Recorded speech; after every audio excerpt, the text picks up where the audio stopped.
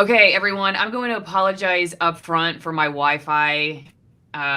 We got snow this morning, and I don't know if the rural providers where I live in the middle of nowhere are just having issues, but Colin, my coffee sponsor here, Twin Engine Coffee, Allison, twinenginecoffee.com/Allison, right, Colin, is Yeah. here to answer all questions about cancel culture because, Colin, you guys have stuck through me or with me through uh, getting suspended from YouTube. So you stuck with me through my YouTube suspension and being fired from my day job. And who knows what other adventures we're going to share together. But as you are my coffee sponsor, I figured it would be great to have you on to talk about this issue of cancel culture and why advertisers bend to it, or why, in your case, you sort of run towards it for whatever crazy reason you have. So maybe we should start with Twin Engine Coffee.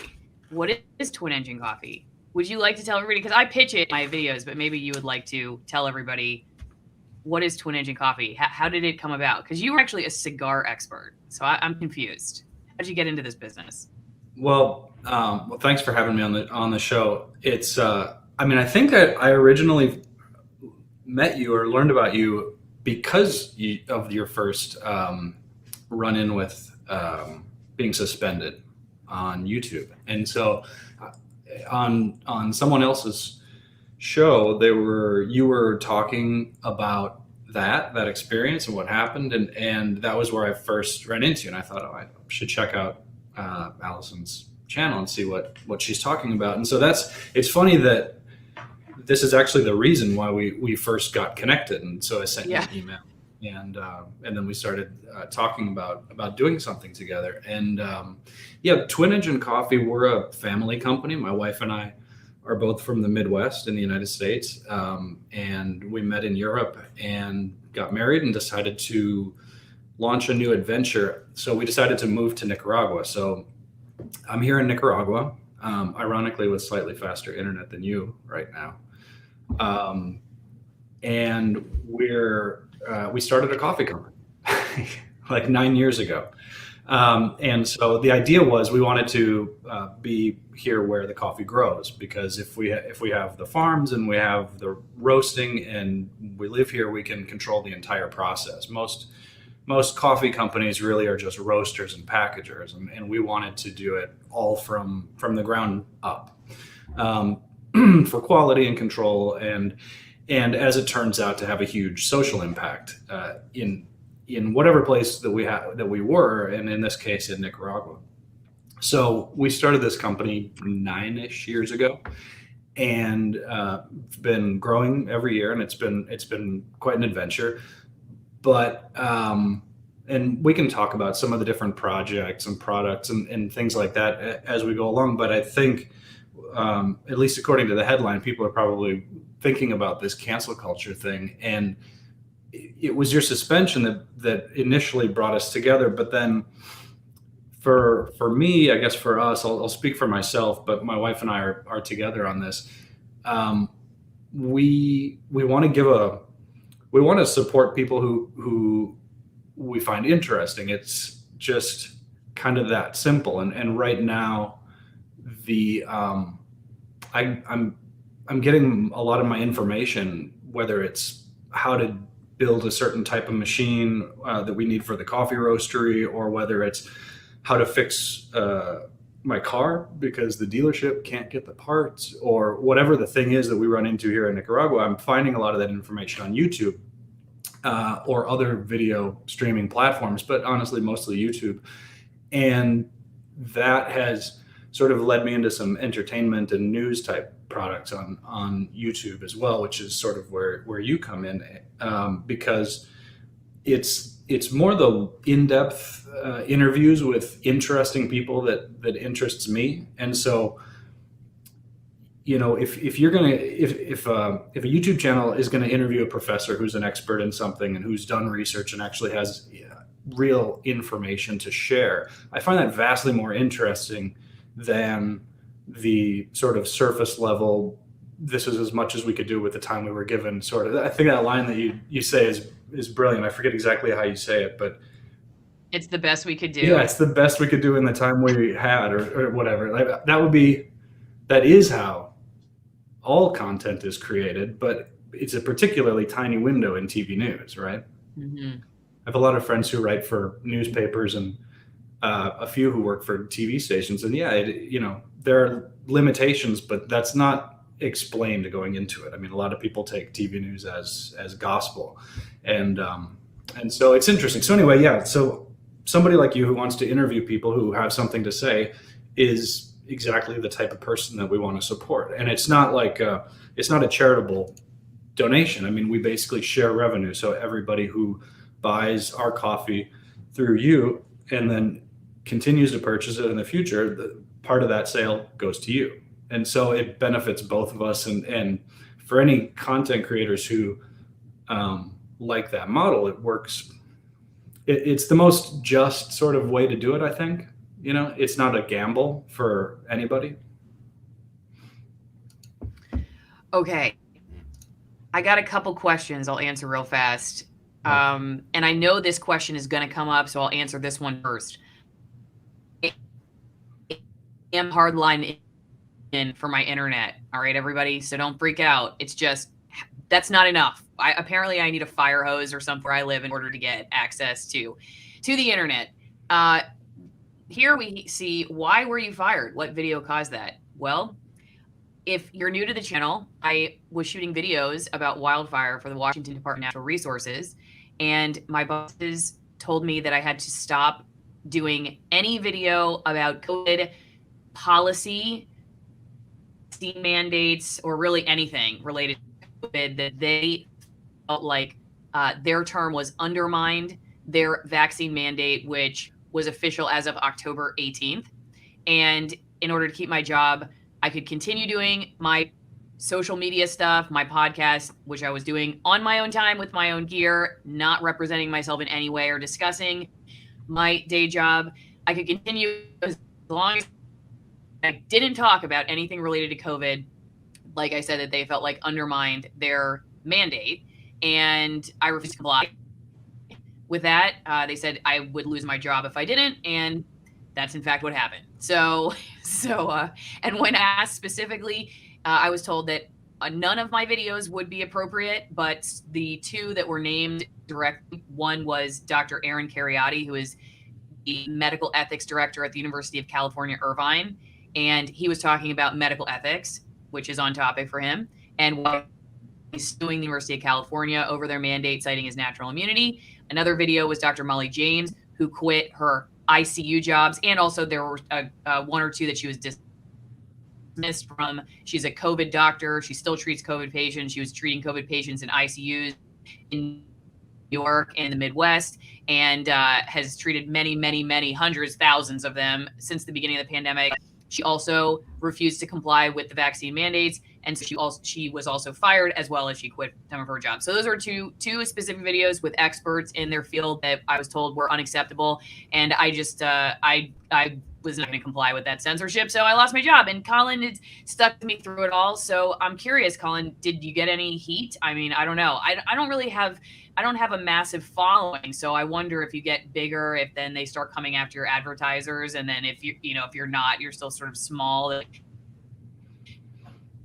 nobody's paying attention. But I'm curious, was there any issue for you, or even with my other issues that I've had with you too? We haven't had any heat because of you, but I think every company gets some pressure. I think it's useful to make a distinction between the two types of cancel, the two sort of reasons for canceling in the cancel culture. One of them is when you get feedback from the public or from customers or from whomever. So if you're paying a lot of attention to what people say about you, or if they're contacting you directly, that's one way that advertisers or sponsors or underwriters or whomever pulls back from content producers.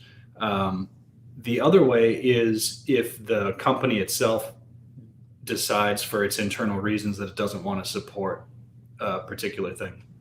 And those are two totally, in my mind, two totally separate things, because we do always make these conscious decisions about who to support and who not to support. And there are certainly certain types of content that I would think would be inappropriate for us to support and have our name in some way associated with it, even if it's just as simple as having a sterile ad read or advertisement along with it. And so we just wouldn't support those things. And then there are other types of content that that you would like to be associated with, for example, although that's getting harder and harder to find, if I'm honest. The list of desirable content producers, whether they're comedians or people doing something like what you're doing, or people doing analysis or whatever, the attractive ones are getting less and less, if I'm honest. And I think you can probably see what I'm seeing, but ask me about it if that's not clear. The feedback from people, we had a funny one. There was a woman who set up a coffee shop that was exclusively serving our coffee in Minneapolis, and it was in a shopping center, and in that shopping center there was an incident that took place in the parking garage. So nothing to do with us, nothing to do with the coffee shop, just physically proximate to the coffee shop. And somebody sent us a message asking us to withdraw our lease or something from the shopping place. It was a very sort of cancel-y type thing. And they wanted us to make a public statement about this crime that had taken place in the parking garage. And it just seemed stupid to me. It just seemed absolutely ridiculous. Just not, it just didn't seem in any way like that would be the thing that a company or even an individual should do. I mean, I can imagine that somewhere within my vicinity right now, a crime is taking place of some sort, right? Like, do I have to opine on that? It just doesn't, I don't understand why that would happen. So I guess that's to say we haven't had a lot of pressure from the outside to support or more specifically to not support certain people. And I'm attracted to people who are doing things that are interesting. Like, one of the reasons that we were attracted to supporting you was your channel was a lot smaller at that time, but I see potential in you and what you're doing. I also think that you have a very likable quality too. I just think that, it's probably the same reason why you were successful in TV news, is that I think people will want to pay attention to the things that you're reporting on because of the manner in which you do it, in addition to the subject matter. So that's kind of where we approach it from. We haven't had I don't consider some of these little minor Twitter comments to be actual pressure, because it never mounts to the level where I feel like I would need to react.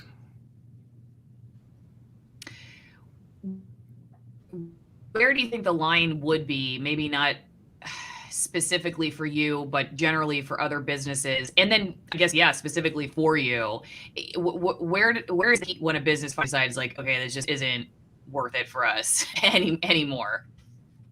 I missed a little bit of that. It was kind of compressing. Say it again. Sorry.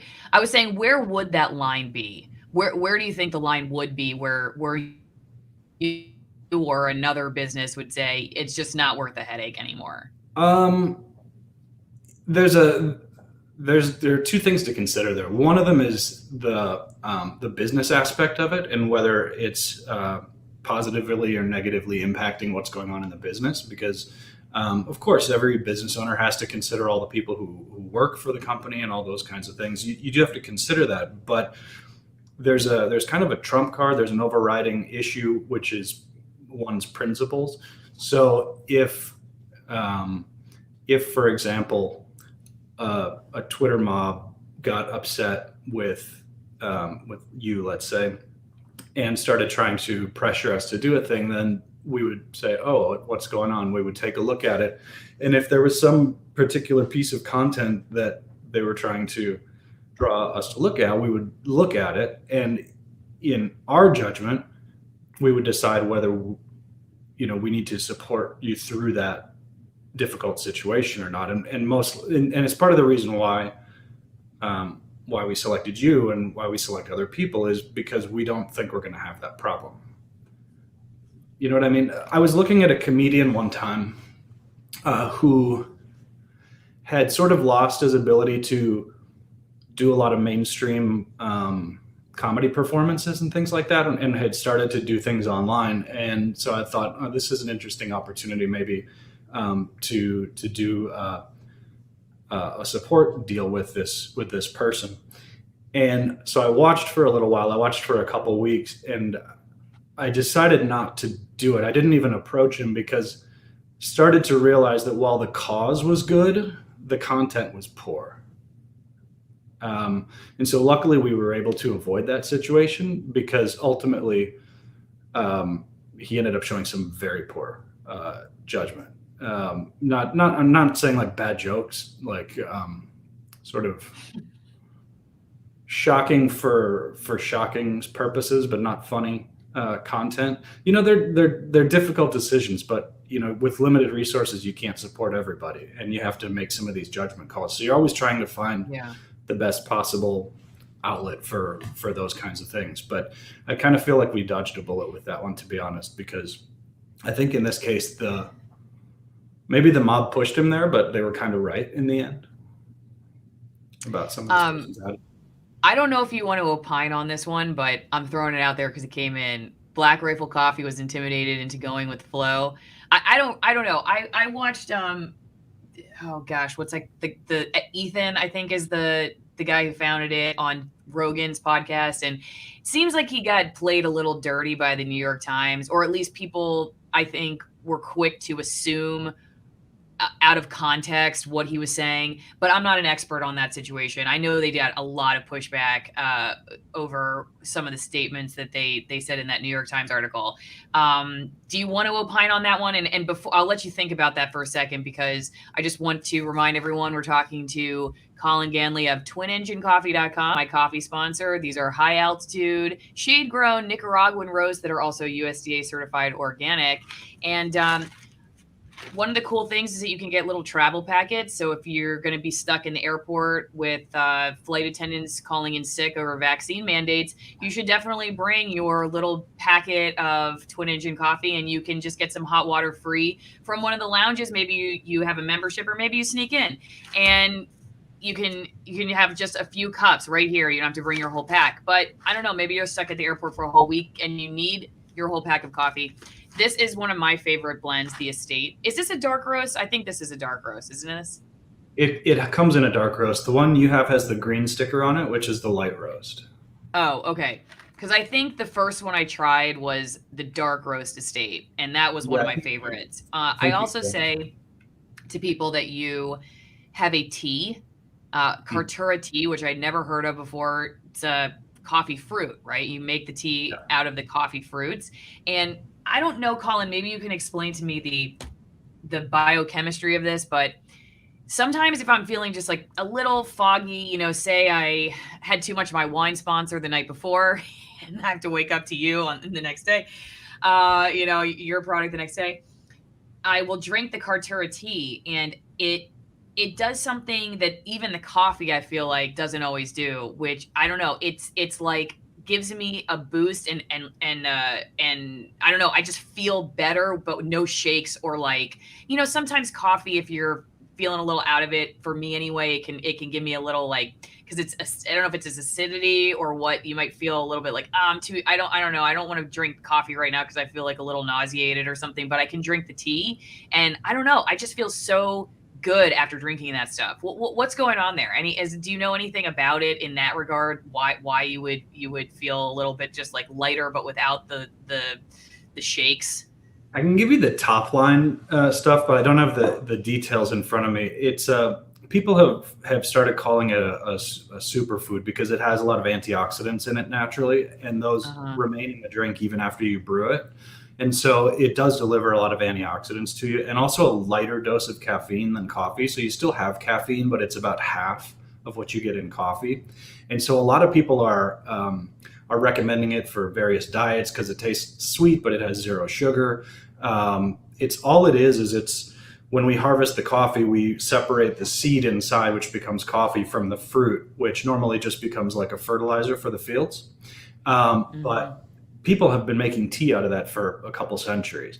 And so what we do is we just take the fruit, clean it, dry it out in the sun, and then we just freeze it to kill any bad things that are in it and package it up in the bag. And that's all that we do to it. There's nothing added or no complicated processes. But I think the lift you're feeling is probably from the antioxidants.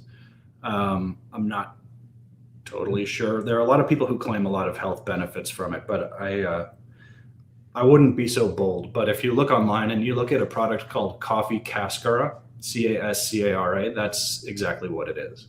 And so you'll Okay. find some stuff about that on the Black Rifle, is it called, Hmm. thing. I don't follow them. I know that they make a lot of content, like sitting in their trucks, talking to the camera, vlog style stuff, and so I think by nature they get involved in a lot of topics of the day, kind of political stuff, and um, that's always going to be dangerous. Yeah, I have no idea what the New York Times said about them or anything like that, so I couldn't say. If I was talking to Robert Barnes, I would do a little research about it before talking about it. But my knowledge of it is very light. All I know is that strategically, if you're going to be the type of company in whatever product it is, and you want to um, capture eyeballs by being the source of opinion and content, you're a little bit playing with fire in this environment. I mean, what our strategy is to talk to people about how roasting the coffee here in Nicaragua is creating all these jobs, and about the innovative ways that we're using the coffee wood to make spoons and coasters and different things like that, to use the products from the field. Similarly with the tea, and then recently with our sea turtle egg um, anti-poacher sort of rescue project. Things like that are, we're just sort of talking about the things that we're doing and would do whether we promoted it or not. But it's a good way to have a conversation with people who are out there without having to get into stuff that has really nothing to do with coffee, other than just to try to bring some eyeballs. Okay, I'm gonna actually show the sea turtle stuff in a second. Can you answer a couple quick questions? Do you offer decaffeinated any plans? We don't. I'd like to, but the decaffeination is a. The person who asked the question probably knows this, but it's a chemical process. Whether those are really clean chemicals or really dirty chemicals is a matter of choice. There's a fairly clean way of doing it with mostly just water, but you have to have scale to do it, and there's nobody in Nicaragua that will do that for us. And I haven't I haven't set up a decaffeination plant yet. It's a little bit outside of my list of things to do right now. So we would like to, but in order to do it, we're going to have to probably send the coffee to Mexico and then bring it back here in order to do that. And so it's kind of costly. So we haven't done decaf yet. But yes, I would like to, but I couldn't tell you that it'll be in the next 12 months. What is the closest coffee you have to Death Wish? I don't know what that is. It's another popular brand that's out there, a newish popular brand. If you're looking for something strong and dark, the Estate Dark Roast that Allison was talking about, there's also one that's called the Cigar Number One in a dark roast. Yeah, that's good too. Those two I would probably recommend. Although, if you really want caffeine, you want to go with the lighter roasts. The dark roasts have less caffeine than the darker roasts, but the dark roasts have a more intense flavor. When I was in TV, I covered a story. There was some study that came out talking about carcinogens in coffee or something like that. And it was like the darker roasts were more carcinogenic. And I don't even know if that was true. But what have you heard about that? Is dark roast worse for your health than lighter roast? I don't know of any health problems related to coffee other than excessive caffeine. Yeah. Uh, there was a thing, people were doing tests a few years ago. It was kind of a an in the vogue thing for various toxins, aflatoxins, mycotoxins, things like that, which were typically like trace elements, not harmful to humans. And there was in the quantities that were in coffee. And so we've run tests like that just to verify that we don't have a problem with that. That was an issue that people were interested in. California almost mandated that you would have to put warnings on every coffee product and on the door of every coffee shop in California, but they decided at the end of the day not to do that, stating that there was a chance that there could be toxins or dangerous substances in coffee, in all coffee. Fortunately, that didn't happen because it would have just been another difficult decision about do we sell in California or not, or ship to California. Okay, there was a question about the tea, so I'm just bringing this up. This is what it looks like. Again, don't forget twinenginecoffee.com/Allison. And if you get this is the tea that's made from the coffee fruits, and it's really good. I tried it without knowing anything about it, so I didn't know if there were health benefits or if I was going to die if I drank it. I didn't know anything. I just tried it straight blind.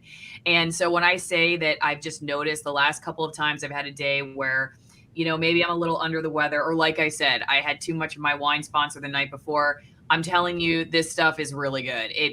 I did the cold brew, Colin, for 24 hours overnight with a cinnamon stick, like you guys recommend. And I just put it in a mason jar, put it in my fridge, and I do a 24-hour cold brew, and it's really good. Add some ice cubes, and I remember even one time I was doing a live stream, drinking it during the live stream, and the end of my live stream was definitely better than the beginning of the live stream, and I credit the Katura tea. So, like I said, I went into it not knowing anything about it, and I've just learned about it from simply sampling it. So, if you like tea, I suggest it. I really do. I highly recommend it. I don't want to put you on the spot to try to describe it, but people are often curious about what that would taste like, because it's a strange concept using the fruit of the plant to make a tisane, they're called. It's not technically a tea because it's not the tea plant, but it's a tisane. It tastes a lot like black tea, like if you made iced tea, but then had a little bit of a raisin flavor to it. Yeah, I agree. I would say that. Like if you were just making a normal a darker iced tea, like a black tea. You could totally put lemon in it. I could see that maybe adding some good flavor to it. Every once in a while, I'll put like a couple droplets of monk fruit sweetener in it, but I don't need it. And I'm definitely a sweets addict. I hate that about myself. I'm trying to reduce my sugar intake, but because I know it's so bad for you. But I could just drink it straight. It's not really bitter at all. I actually think it's got I'm not really good at describing things. You're probably very good at describing things because you wrote about cigars for such a long time, and now you're in coffee. When I go to tastings, like wine or beer tastings, I just am like, I like this. It's good. They're like, well, describe it. I have no idea what to tell you. It just tastes good.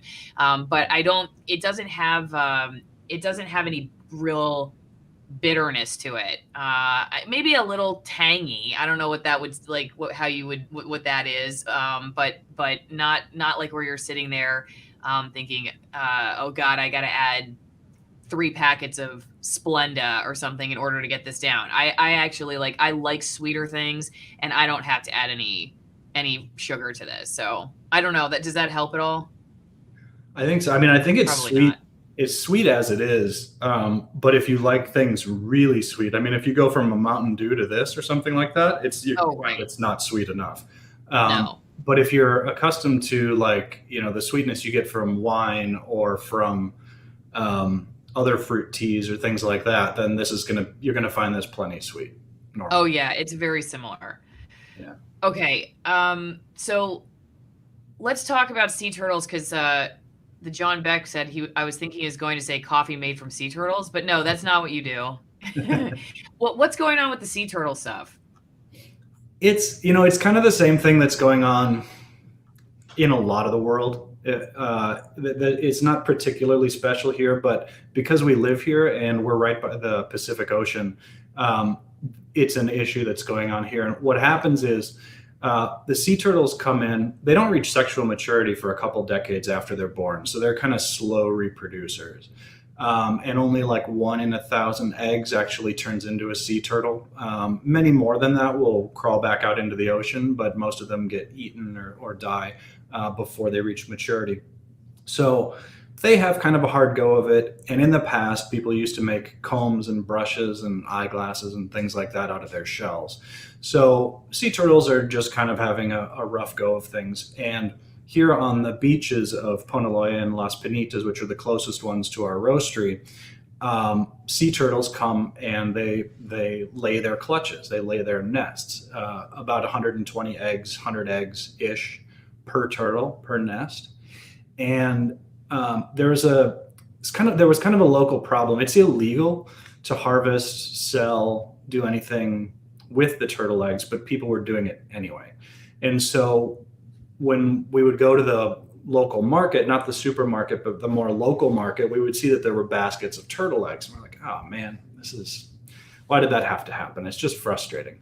And so we eventually found a way to rescue some of these nests or save the nests from the poachers. And it's a complex issue, how to get them to stop without actually accidentally making them more valuable and all this kind of stuff. But in a small way, we've found that there is a way that we can help, which is that when the sea turtles come in, because there's a season for it, and it's particularly around the full moons, you get a lot more. And so right now is that season. So the mamas are coming up on the beach, digging their little holes, popping in 100 eggs and heading back out to sea. Well, people will wait and watch for the turtles. And then as soon as the turtles leave, they'll grab the eggs and go take them into town and sell them. So we decided to put our own people out there and do the same thing, except not go sell the eggs. What we're doing is, you can see in that picture there, you put them in like a big sack with sand, so it replicates the environment that they would be in on the beach. And that's right in front of the ocean as well. So then as soon as the eggs start to hatch, the turtles are then just transplanted 20 feet over onto the sand so that they can crawl their way back out into the ocean. And then you essentially help, those 120 eggs get out to the ocean. And then whatever happens to them out there happens to them out there. But it just seemed like one of those little things that we could do. There are a lot of turtle egg rescue projects all around the world. We're not doing anything new. We're just doing it in our local environment. And a lot of people said that they wanted to help. So we basically said, hey, okay, if you want to help, it's like $100 or $120 or something like that. Just send it to us, and then we'll transfer that into paying the security guards to guard the nests at night and to go out and take the eggs when a poacher is trying to take the nest. This is the kind of controversial part. Sometimes we'll pay the poacher to, instead of taking the eggs into town, that he'll sell them to us on the spot. And then we take the eggs and put them in that sort of sanctuary reserve spot. It's very cool. I did my first science project on sea turtles when I was in middle school, and I learned, at least back then, that the sex of the sea turtle, they think, is determined, at least in part, by temperature. Yeah, or almost, I think, entirely. So you end up with... And maybe it is entirely. I didn't want to go full stupid on that one in case I didn't remember what I studied in 7th grade. But no, I mean, we're both not experts in this, but I think it's entirely determined that way, because so you end up with the clutch of eggs, which ends up being in kind of like let's say a volleyball shape, down under the sand. It's about 18 inches under the sand, and the ones in the center are one gender, and the ones on the outside are the other gender, because of the temperature of the eggs, it's thought. I always thought that was interesting, because when I was in graduate school studying theology and philosophy, I learned that back in the day, humans used to think that I can't remember if it was, they thought if you were hotter, you had a boy, I don't remember if it was Hotter You Had a Boy and Colder You Had a Girl, but whatever it was, they tried to make the women all have boys by, I think it was Hotter, and they just pile blankets on her and stuff. And, you know, I don't know, hopefully it didn't set her on fire, though I know they did that later in history. But it was just interesting to learn that that's actually, in fact, the case with sea turtles, not humans, but that there was some truth to it, just the wrong species. Okay. Any last parting words, Colin? Maybe I don't know if you want to talk a little bit about what it's like trying uh, to to steward environmental resources without necessarily just like virtue signaling about it. That's always an interesting topic. I think as somebody, I used to cover the environment. I'd run into businesses all the time that I think weren't necessarily doing what they said they were doing. You know, with trying to care about the natural resources that go into making their product or anything like that. Would you like to talk about that a little bit? Yeah, I mean, probably for hours, really, because it's also such a resource suck. Like, I would like to. We're trying to find like the most elegant balance of using the information that we can find to make the right decisions about everything, right? And the environment is one of those issues. So every once in a while, you hit on something that just makes a lot of sense, and then a lot of times there's just a lot of gray area. So you try to just walk that tightrope of trying to do your best with everything. So like we're doing all sorts of things, but on the virtue signaling part. So this gets into certifications. Like there's a million certifications out there that you can get. And if we wanted to, you and I could set up a new certification that said like sea turtle friendly food products, right? And we put a picture of a sea turtle, and then we start selling certifications to companies for like 1,000 or 5,000 or $10,000 a pop. And in theory, that's going to signal to somebody that that by buying that product, they're being a friend to sea turtles or something like that. And does it or does it not? I don't know. But the people who made the certification got rich. And this is a problem that we face all the time because which certification, we're in theory capable or qualified to receive the certifications for any number of things. So organic, Rainforest Alliance, bird friendly, fair trade, all these different things, but you don't get to use the seal unless you pay to play. And so it's always a tough decision for us every year. Like, what do people actually care about? I mean, what should we signal to people to tell them that, hey, we're when you buy this coffee, you're not doing harmful things to the natural world or to the workers or whomever, right?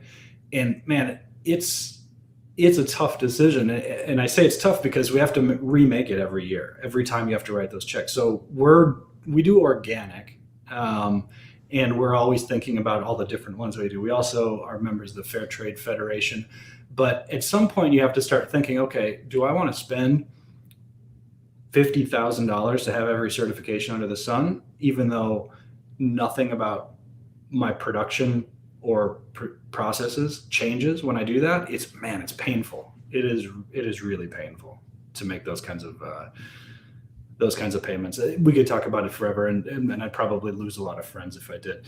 But I am going to start doing interviews on the Twin Engine Coffee YouTube channel, which really doesn't have much content on it right now. But if anybody wanted to go over there and subscribe, it would help because YouTube doesn't respect you until you have 1,000 subscribers, and I have like 20. Go subscribe Twin Engine Coffee on YouTube, and highly likely you'll get deplatformed. I would assume you're not in that world yet. Anyway. Yeah. Okay. Before we sorry. Go ahead. Oh, what I was going to say is what we're going to do is we're going to talk as Twin Engine with the different certifiers and let people watch what those conversations are like. Cool. So that people can judge for themselves about whether they think that this one or that one is a scam or valid or whatever. I think it'll be interesting for people. Yeah. That I think it is. Well, I love learning more about where my stuff comes from, and I think being able to be educated about that is a really valuable thing in today's world. I think it was the food system itself that started my journey towards waking up to other things, when I realized there was so much I didn't know about where my food comes from. And it's just right in front of you, right? Every day when you eat, it's right in front of you. If you want to take that journey, you can. Like, well, wait a second, this thing's in a plastic box and it says it's from California or it's from Mexico, or, who was it? Somebody had to water this or grow this or pick it, or, and if we want to stay totally ignorant of it, it's very easy to do that. And for me, the first time I realized I was in need of some serious education was I was covering agriculture in Knoxville, and I didn't know that there was this thing called a calf cow business where the calves were raised for 8 months or so and then sent to a feedlot. I didn't even know what a feedlot was. I just thought cows, like, they started on the same place and ended up on the same place and they're always on grass. And I was so ignorant of all of that stuff. And so, I really, a lot of people like point fingers, I think, at the farmers, the ranchers, but I look at myself as a consumer and it's like, well, if I don't want to pay for my food and I don't care to even know where it comes from or support my local economy in that regard, then, what do I expect? I remember interviewing Zach Bush, medical doctor, about this. And he said, listen, if you want a lifestyle where you just come home and put on Sunday Night Football and put something in the microwave that's wrapped in plastic, the food system is going to reflect those desires, that you'll get exactly what we have. But if you want something different, we can make that happen too. I don't put all the onus on the consumer, because I do think there are corporations out there that are kind of screwing everybody. But I do think, we can make more of a difference than I think we often allow for. And the relationships are really helpful. I think not just from the education standpoint and being able to support businesses that align with how you want, what you want to put in your body or on your body.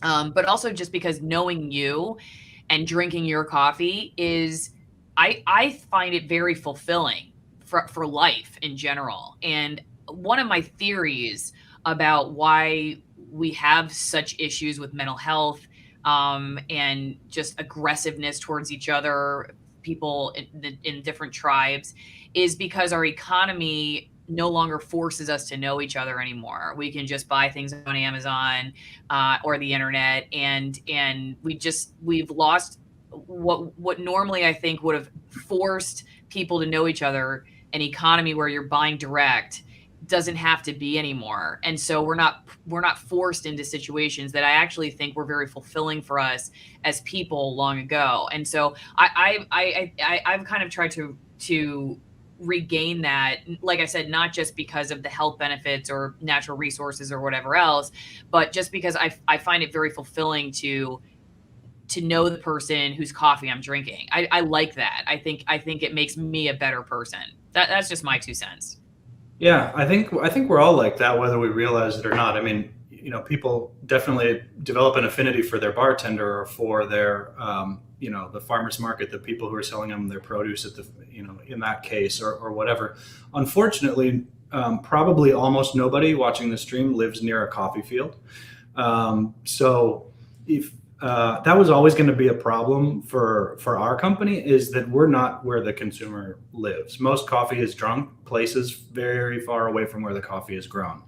And so, if you want to know your coffee grower, your coffee maker, not just the person who roasts it, come by Twin Engine Coffee /Allison, and shoot me an email. My email is on our website. And part of the reason why we have an airplane as our logo is because we want to be able to make that connection for people. So we're here, you're wherever you are, and we want to be that conduit. So part of our mission is to, when a customer calls us up and we're at the coffee farm, we'll still pick up the phone and answer their question for us. And we want to help people feel connected to the soil, to the coffee through its entire chain, not just how it's normally sold. So please feel free to reach out to us. It's part of our mission. and we would be, you'd be helping us out, and we love to do it. Okay. Well, thanks everybody for watching, and thanks Colin for doing this. We covered a lot of topics today, so I appreciate it. Don't forget to go to twinenginecoffee.com/Allison and check them out. Any last parting words, Colin, before we go? No, thanks for the time. I hope people found it interesting, and we'll be in touch. All right. Take care, everybody.